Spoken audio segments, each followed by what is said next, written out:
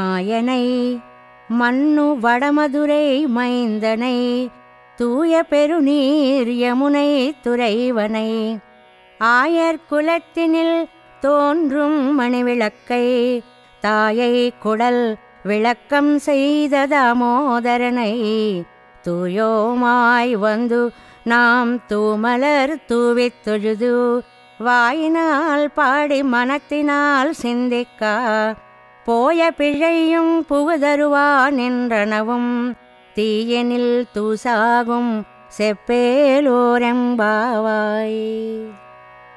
యశోదమ్మ కట్టడం వల్ల దామోదరుడు అని పేరు సంపాదించుకున్న కన్నయ్యని కీర్తిస్తోంది గోదాదేవి. ఆశ్చర్యకరాలైన చేష్టలు చేసే స్వామి కృష్ణయ్య. ఎప్పుడూ భగవత్ సంబంధం కలిగిన ఉత్తర మధురను పాలించిన స్వామి ఆయన.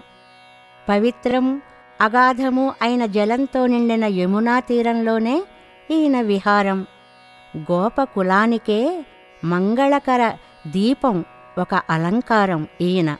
యశోదమ్మ గర్భాన్ని ప్రకాశింపచేసేలా తాటితో కట్టపడి దామోదరుడు అని పేరు తెచ్చుకున్నాడు.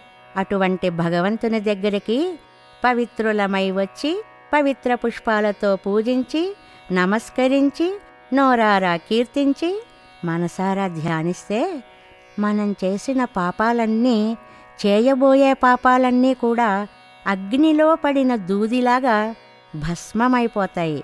కాబట్టి భగవంతుని దివ్యనామాన్ని పాడండి అంటుంది ఆండాళ్ తల్లి.